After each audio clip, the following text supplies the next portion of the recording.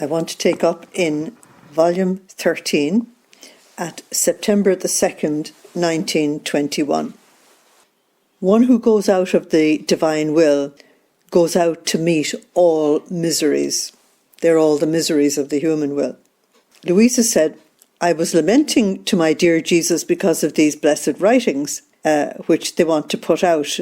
That means to publicise. And she said, I felt as if I wanted to withdraw from his will. And so my sweet Jesus told me, my daughter, what is this? You'd want to withdraw from my will, but it's too late. You see, this is volume 13. And in volume 1, Luisa had 3 spiritual marriages.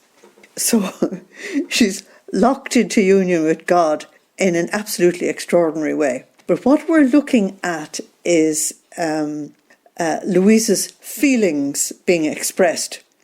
And so Jesus clarifies for her the difference between your will and your feelings. It's too late to go out of the divine will, he said. After you yourself bound yourself in my will, and my will bound you, but with double chains to itself in order to keep you safer. So Luisa agreed to these spiritual marriages. So she agreed to this covenant with God. A spiritual marriage is a covenant, and a covenant is a spiritual marriage. And God has been trying to have covenants with the human race from the very beginning, as we saw with Abraham, as we saw with Moses, as we saw with King David, and so on.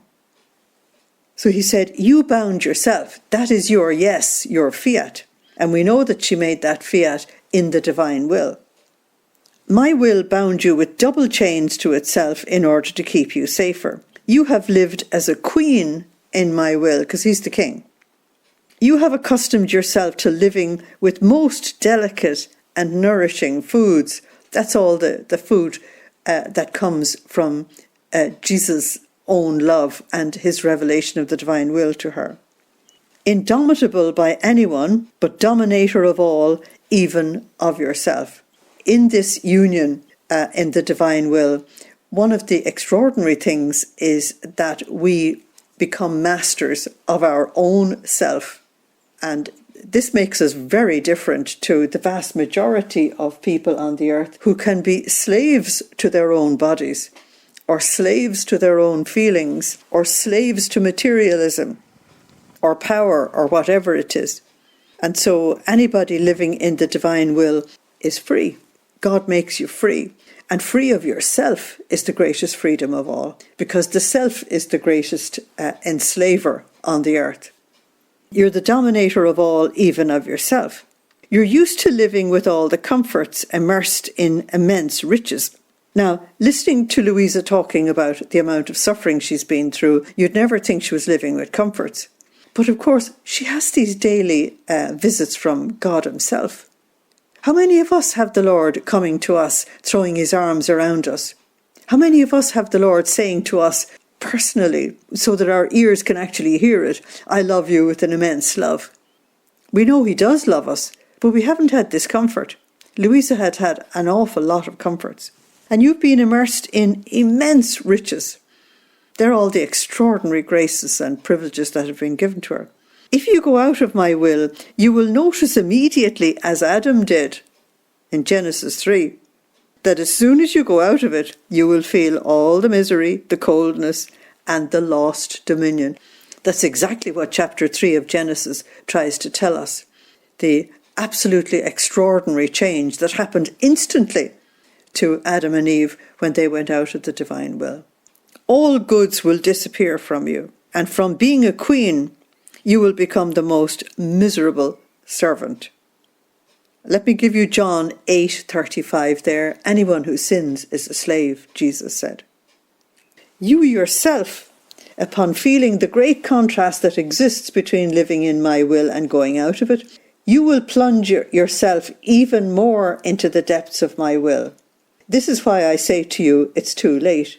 And then you would take a great contentment away from me also, because it is such an unusual thing for the Lord to have somebody really surrendered to him, that's his joy on the earth, that somebody loves him like this. So the secret for us, whenever we are having difficulties or doubts or temptations, is to simply plunge ourselves totally into the sea of the divine will and stay there. Don't think about abandoning yourself. Just dive in and just keep saying to him day and night, I abandon myself to you completely. I abandon myself to you completely. He hears it the first time, but you might hear it the 20th time. He takes it on board the first time you say it, but it might take you a much longer to get it through to yourself. So the Lord can say to us, yes, it's too late. Because once you make this commitment, absolutely permanent changes happen in the kingdom of God. And if it's in the divine will, it's permanent, eternal. And so Jesus said, you must know that I acted with you like a king who begins to love a friend who is very dissimilar to him in status. Now, this story that's going to be told now, you will find in Ezekiel chapter 16, verses 4 to 19, as the origin of the vocation of the chosen people. We are nothing of ourselves. It's what he makes of us. So here's a king begins to love somebody who is very dissimilar to him in status. So the king is the ruler, and this person he chooses to love is a nobody. But his love is so great that he has decided to make the friend similar to himself. So he's the king and he's got all this power. He can do this if he wants. Now, this king cannot do everything at once and render his friend like himself. He has to do it little by little. Now, this is very important. None of us can take sudden change. We find psychological and spiritual and even physical change quite difficult. You will know that if you've ever moved house. You'll know that if there ever has been a bereavement in your family. Sudden permanent change is very difficult for us and takes us quite a time to adapt. So if the Lord is to make us like himself, he can only do it piece by piece so that we will adapt and not go into a crisis. That's why he has given us this revelation of the divine will now in 13 volumes. And yet, we will only be halfway through his message when we get to volume 18. He's giving it to us piece by piece so that we can step into it as he reveals it to us. So the Lord prepares a royal palace for his friend. That's John 14, verses 1 and 2. I'm going to prepare a place for you, and there's room for everybody in my Father's house. Because that's the extraordinary thing about God, is that his love is universal and his love is without boundaries. It even includes you and me. So he first of all prepares a royal palace for him, similar to his own, and he sends the adornments to dress up this palace or adorn this palace. He forms a little army for him, and then he gives him half of his kingdom, so as to be able to say, what you possess, I possess. I am the king, and you also are king. But of course, he's king with a capital K, and we're king with a little k, because we have to learn how to be king over ourselves first. However, each time the king would give his friend his gifts, he would look at his faithfulness. In other words, that's the test. And you know from the scriptures that every single friend of God has been tested. If you haven't been tested, I would worry. He would look for his faithfulness, be faithful and attentive. And giving the gift would be for the king an occasion for a new contentment, greater glory and honour for himself, and a new feast. In other words, love lives by giving. And so he rejoices when the friend is willing to accept the gift that is being offered. Now, if the king had wanted to give to his friend all at once, that which he had given him little by little, he would have embarrassed the friend, because the friend was not trained to be able to dominate. It would be too much. It's like our image of Cinderella. One minute she's sitting in a kitchen looking after the most basic things in a house, and the next minute she's dressed as a glorious princess marrying a prince. Human beings are not able to adapt to that kind of transformation all of a sudden. And so Jesus says here, no, you wouldn't be able to do it. You wouldn't even be trained to rule. But little by little, through his faithfulness, he has been instructed, so everything's easy for him. So if you get it incrementally, you can adapt almost without even thinking. And you can accept things then that you wouldn't have been able to accept if it was all given at the same time. So I want to give you Psalm 85, verses 10 to 13. That righteousness come down from heaven, and it looks for faithfulness to come up from the earth. So Jesus said to Luisa, this is what I did with you. Having chosen you in a special way to live at the height of my will. Now the word height there means at the summit. We would say the summit of a mountain. Mountains can be different height. So in English, if you want to talk about the tip top, it's the summit. So I wanted you to live in the summit, or in the fullness of my will. I've instructed you piece by piece, little by little, making it known to you. And as I kept making it known, I enlarged your capacity. You see, only the Lord knows what he's doing. And each time he gives us another grace in the divine will, he opens more space for himself in our soul, in our interior. He enlarges our capacity to take what he's offering, so that when we remain faithful and we accept gratefully whatever he gives to us, that we grow and grow and grow and grow, and in the end we can take huge gulps of something that in the beginning we couldn't even have taken a sip of. Our capacity has become greater. So as I keep making this knowledge known to you, I enlarge your capacity, and I prepare you for further and greater knowledge. So in other words, the little universe inside of you begins to expand and grow. And of course, the more it expands and grows, the more it can develop, and the more complex can be the new creation that God does within us. Every time I manifest to you one value or one effect of my will, I feel a greater contentment, and together with heaven I make feast, because now the New Jerusalem is being built on the earth, even if it is only in one person at this particular point, which is Luisa. Now, as these truths of mine go out to be spread among other people, you double my contentments and my feasts. Therefore, let me do. He keeps pleading with her to give him the freedom to do what he alone can do. And you should plunge yourself more into my will. Now, the secret for us is simply to abandon ourselves to the divine will. Don't think about it, just do it. Be like the child who stands on the diving board in a swimming pool, and instead of saying, oh my God, it's 20 feet down to the water, what will I do, what will I do, what will I do? The one who succeeds in the dive is the one who doesn't look, takes a deep breath and jumps. And then they're in the water, completely abandoned to the water. Then their skills at swimming can go into place. But if we keep thinking and thinking and thinking and doing novenas about surrender to the divine will, I don't think we're going to get there. Close your eyes, take a deep breath and go. And say to the Lord, I jump. I jump now.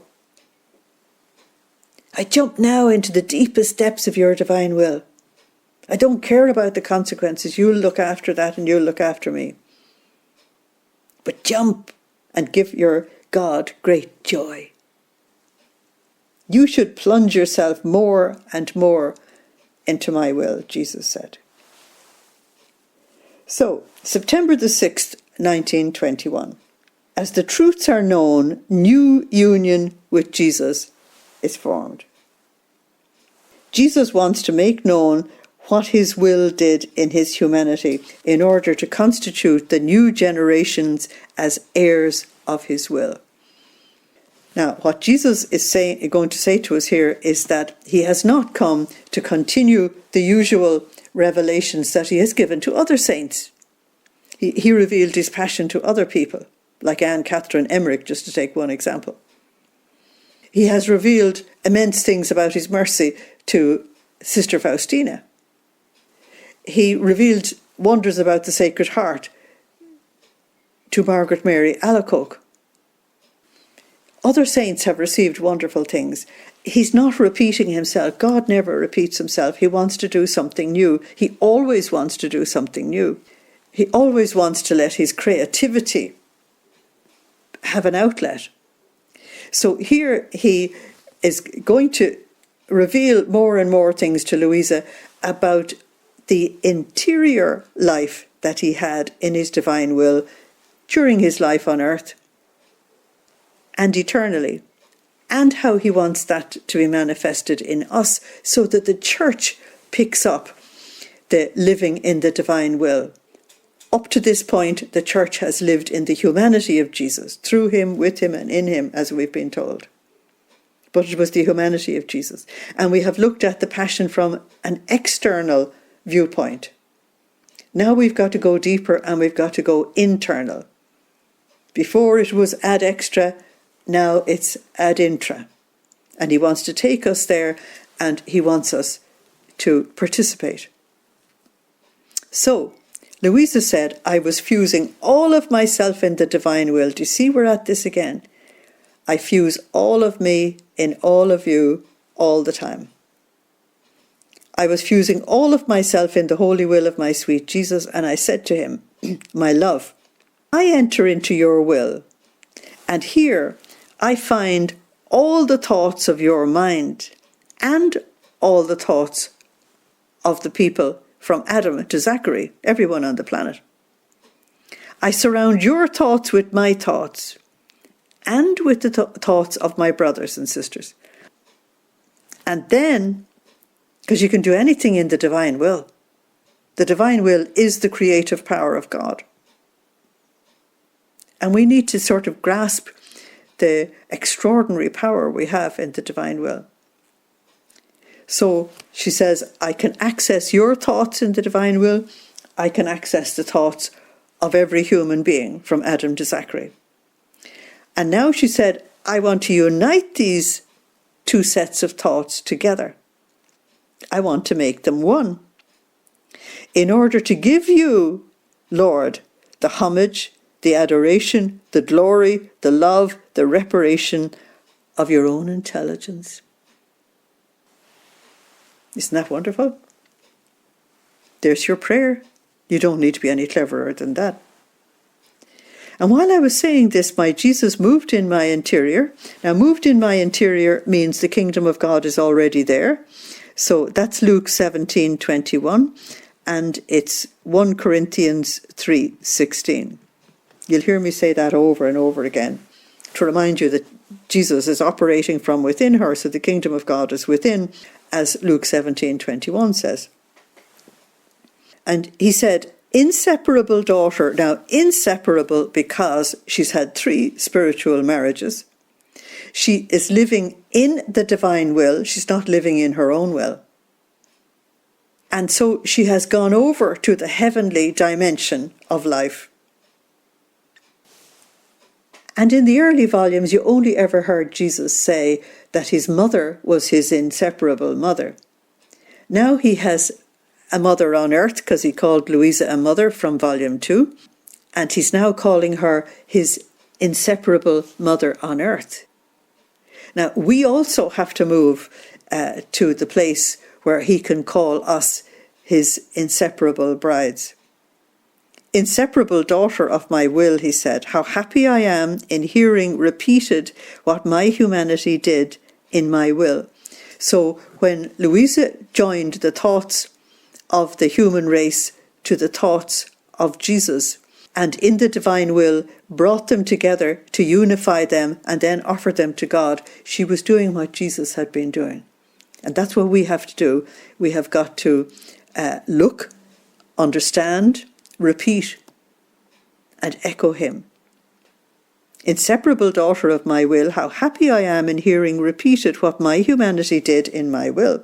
And I kiss your thoughts in mine, your words in mine, your heartbeat in mine. Now, your thoughts, because she has fused herself completely in him. Your words, because that's the prayer that she's offering. And your heartbeat, that's the love with which she's operating. And as he was saying this, he covered all of me with kisses, so there you have the divine lover. And I said to him, my life, why do you enjoy so much and make feast every time you manifest another effect of your will? Now he's already told her, but Jesus knows that we're going to need to hear this over and over ad nauseam before it really registers with us.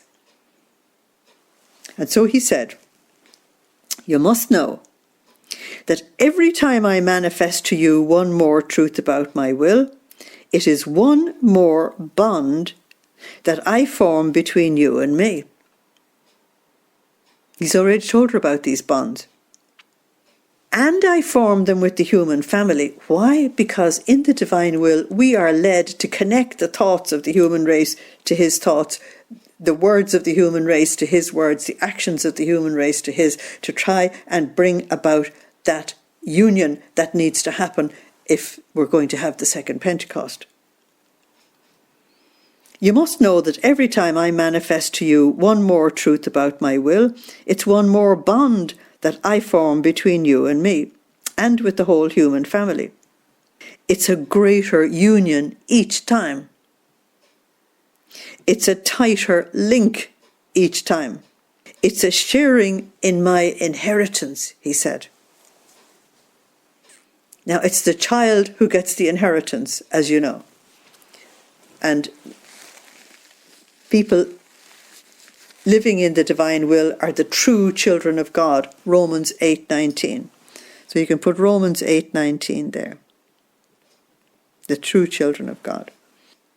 And as I manifest these truths, Jesus said, I form the deed of donation.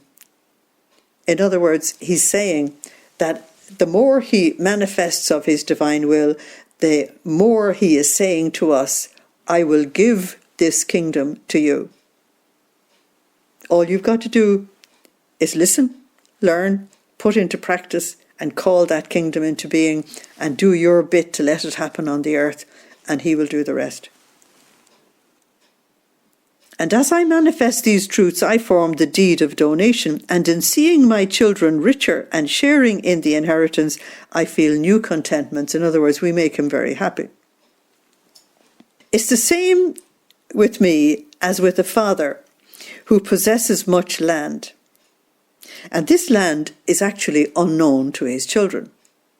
I mean, what's the point in telling a 3-year-old that your father has 100 acres of land? The child doesn't know what an acre is. And the child thinks that the first field outside the house is endless. So the child doesn't have a concept of a massive farm. The child doesn't have a concept of hundreds and hundreds of cows and sheep. It can see a few of them, but it can't see the whole herd. And that's the way we are. That somehow we know we're on the farm. We know that we're the children of the family. We know we have this relationship with the Father. We know that there's a great inheritance out there, but we don't grasp it at all. We don't have an idea. So the land is unknown to his children. They do not know that they are the children of a Father who is so rich. I often describe Catholics as people who sit outside of a bank that they own, starving to death.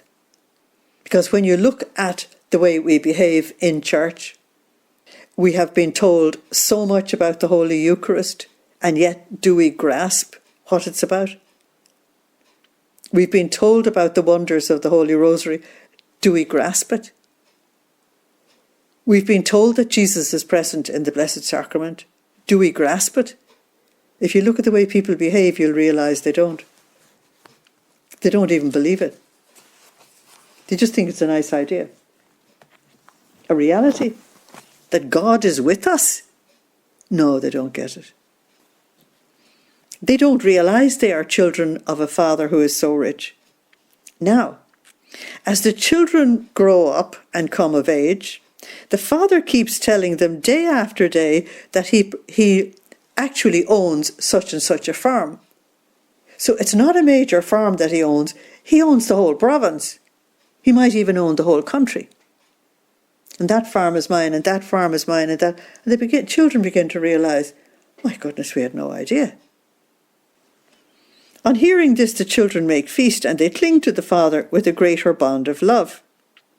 In seeing the feast of the children, the Father makes feast, and prepares for them another greater surprise, saying to them, such and such a province is mine. So it isn't just we're living on a farm. He isn't just a lord of an area.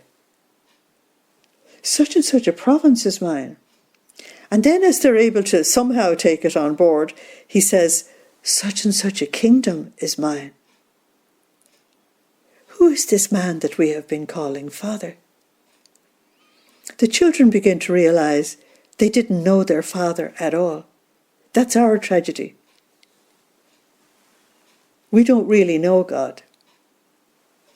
And at some point we need to open the whole of our being to him and say, Lord, show yourself to me. Let me know who my Father is. Let me know whose child I am, so that I may rejoice and that I may participate in your kingdom as you want. So, as the revelation gets deeper and deeper, the children are enchanted. And they not only celebrate, but they believe themselves fortunate to be the children of this Father. As we grow to realise that we're the most fortunate people on the planet, knowing about the divine will, knowing how many others won't even consider it. And the Father not only makes his possessions known to his children, but he constitutes them heirs of his goods. We're not only children, we're heirs. That's the incredible thing. And you get that in Romans 8. We are not only children, we are heirs. Now, the same happens to me, he said.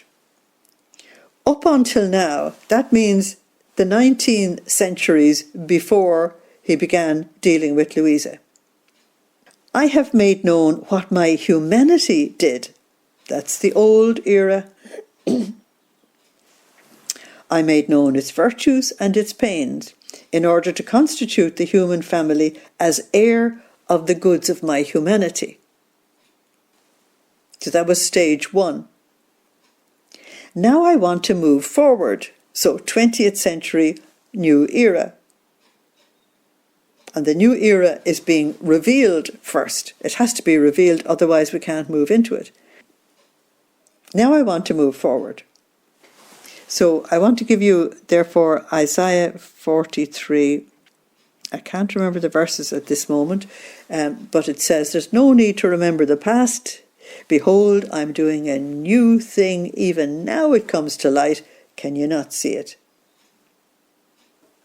I want to move forward. And I want to make known to humanity what my will did in my humanity, so as to constitute the new generations as heirs of my will. So the extraordinary thing is that Jesus is talking to Luisa at a time when they have worked their way through the First World War, and they're in this terrible period between the First World War and the Second World War, where everything is going downhill on the earth. And here he is making a completely new era. It's just incredible. Okay, so I want to give you Jeremiah 29:11. where he says that if you come to me and sincerely seek me, you will find me. And he's creating this new era. Okay. I am making something completely new and wonderful for you. So there's humanity tearing itself apart, and he creating something new and wonderful for us. So you see the way God's love is working, and you see the way humanity's sin is working. The contrast is unbelievable. So he said, I want to move forward, and I want to make known to the human race what my will did in my humanity, so as to constitute the new generations as heirs to my will.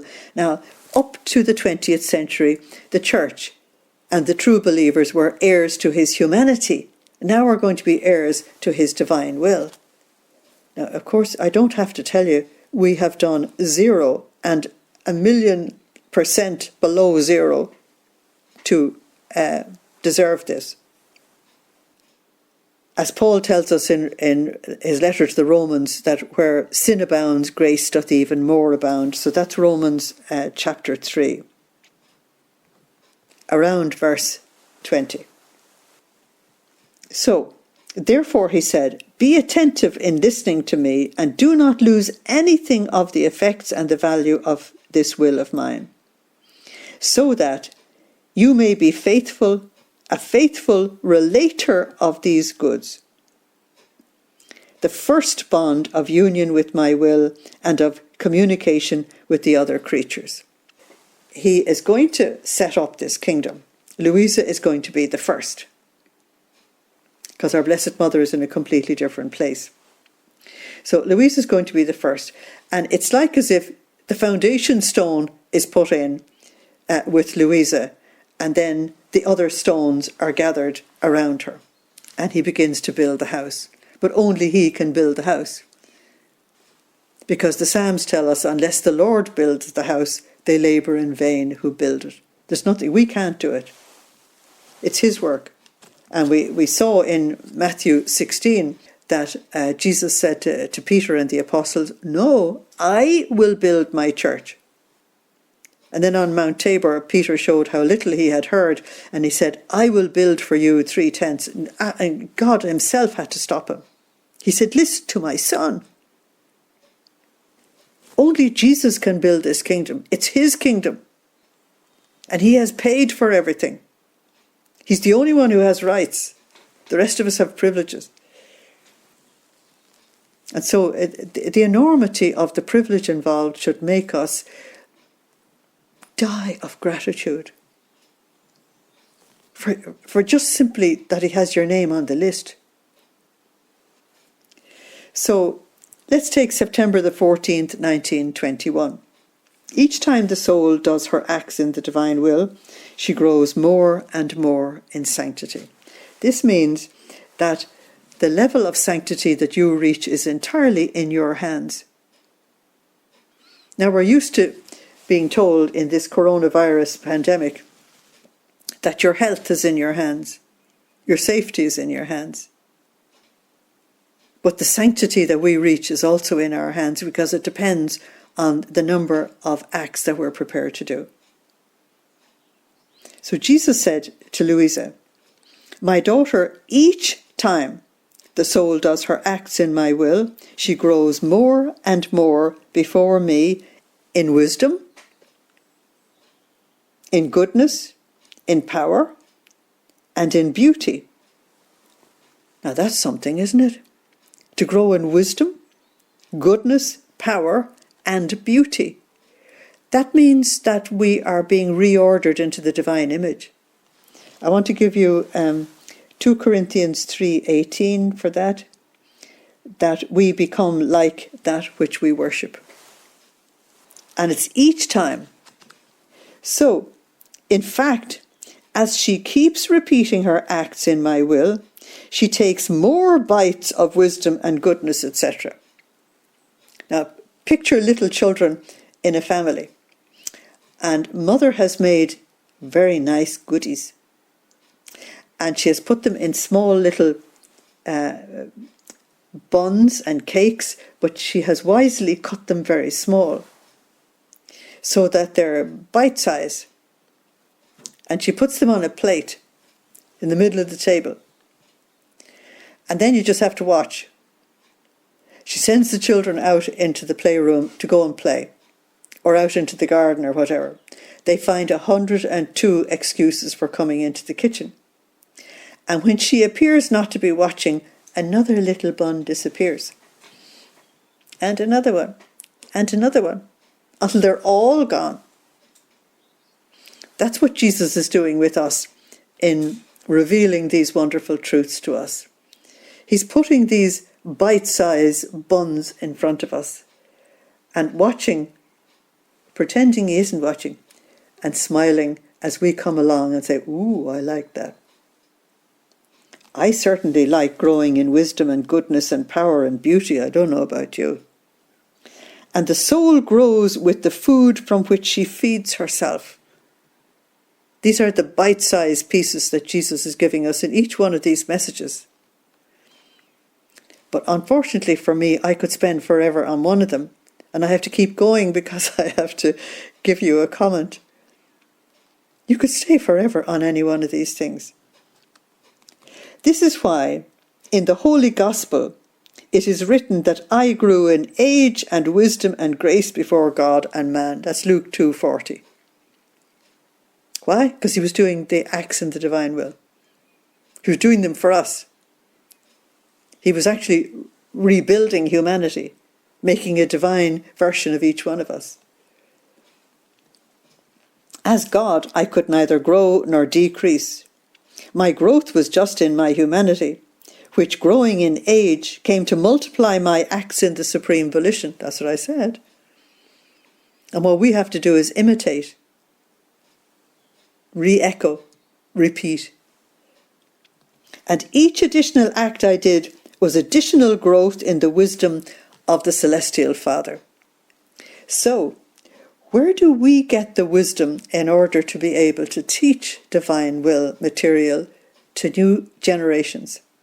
We get it by chewing this bite by bite and by accepting this in the depths of our being, because it's only then you will be able to share it with others. But you will reach a point that you will be so full that if you don't share it with others, you'll burst. You must share it with others. The Lord knows what he's doing. He said in John 7, 37 to 39, come and drink. Come and drink. If you really want it, come and drink. And he said, out of your own heart will flow fountains of living water. Now, fountains of living water means plenty of food for others. Fountains. There will be a continuous flow. And Jesus continues, this growth of mine in age and wisdom and grace before God and man was so real that even creatures noticed it. In the end, people will notice. They will gradually notice that you are very different to other people. They'll notice your peace. They'll notice your calm. They'll notice your humanity. They'll notice there is something about you. They'll notice you're different. They'll begin to come to you looking for advice. That is a recognition of the wisdom and the discernment. In other words, they do actually tell you you've grown. Jesus continues, each one of my acts ran in the immense sea of the divine will. And as I operated, I nourished myself with this celestial food. I want to give you John 4:32, where Jesus told the apostles that he had food to eat that they knew nothing about. And then he continues to tell them, my food is to do with the will of the one who sent me. His food was the divine will. Jesus continues, it would take too long to tell you of the seas of wisdom and goodness and beauty and power that my humanity swallowed in every additional act it performed. Now, why could he swallow whole seas of wisdom and goodness and beauty and power? It's because he was the sinless one. He was the Son. And he was God. He could take the whole thing. Try and imagine someone being able to drink an ocean. Look at the capacity that's in his soul. And so by comparison, we're not even a drop.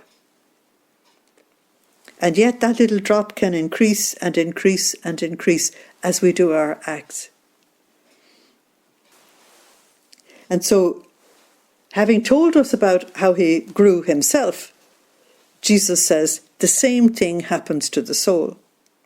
My daughter, he said, sanctity in my will grows in every instant. Can I say that again? Sanctity in my will grows in every instant. There's nothing that can escape growing.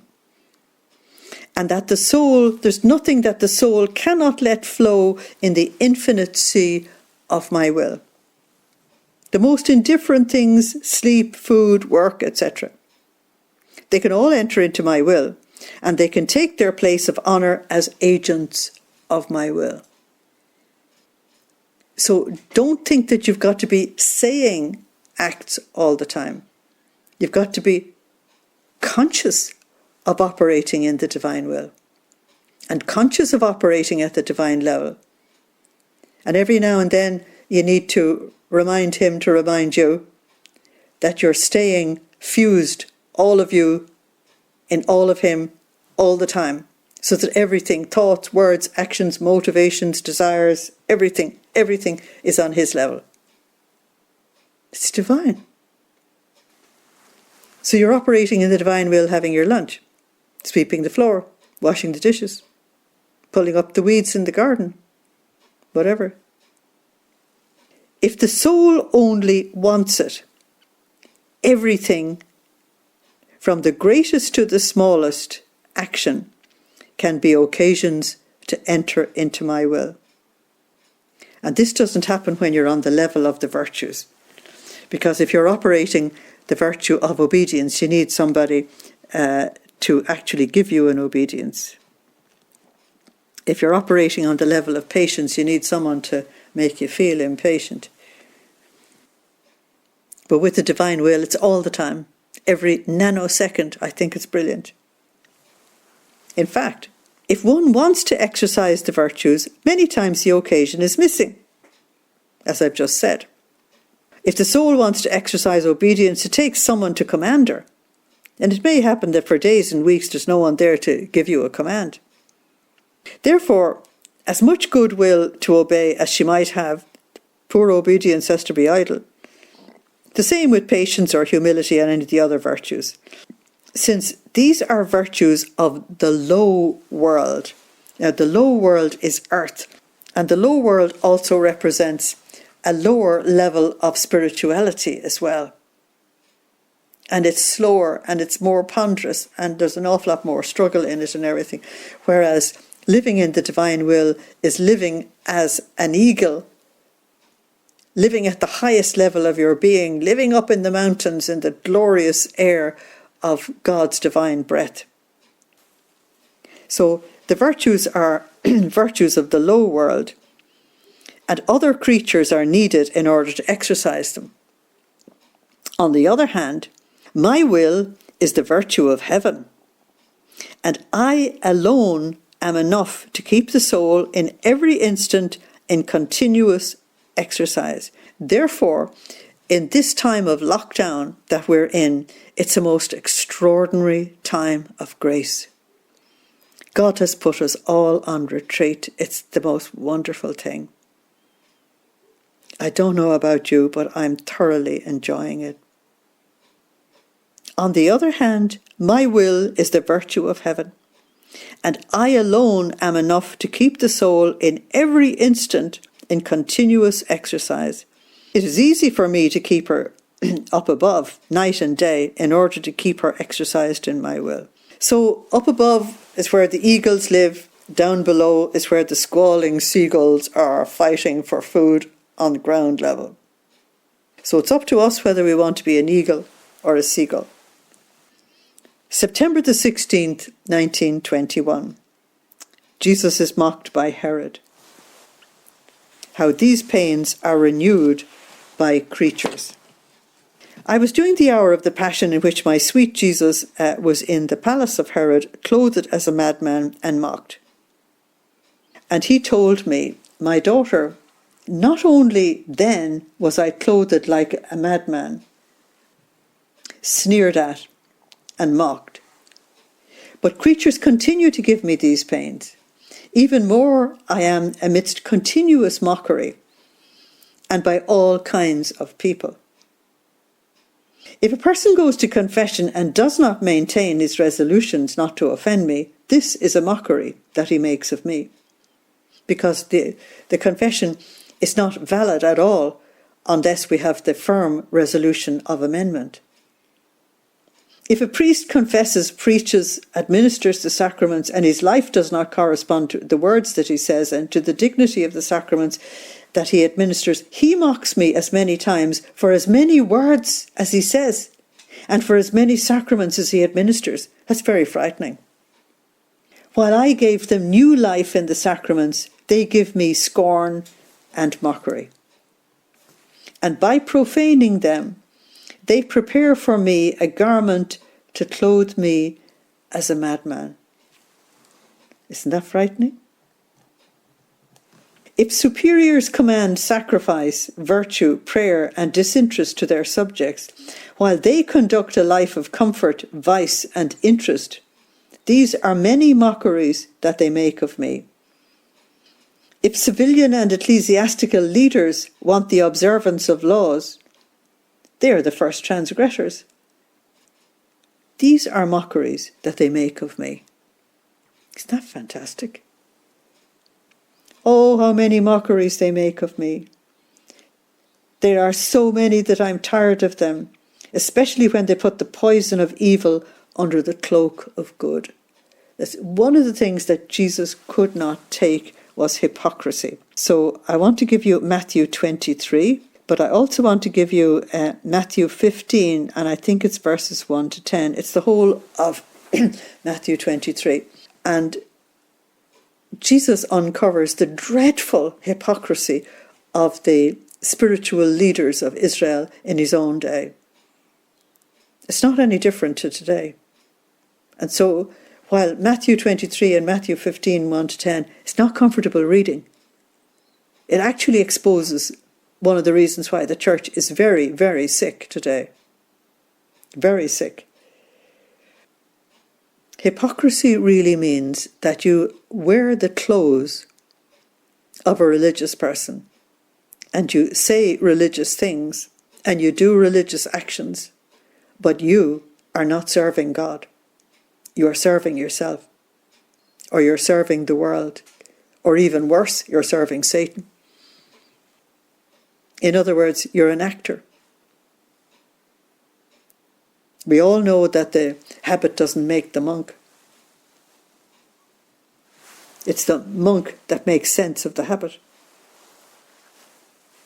Oh, how they make fun of me, Jesus said, as if I was their amusement and their pastime. But sooner or later, justice will make fun of them. In other words, when the cup is overflowing, justice will come.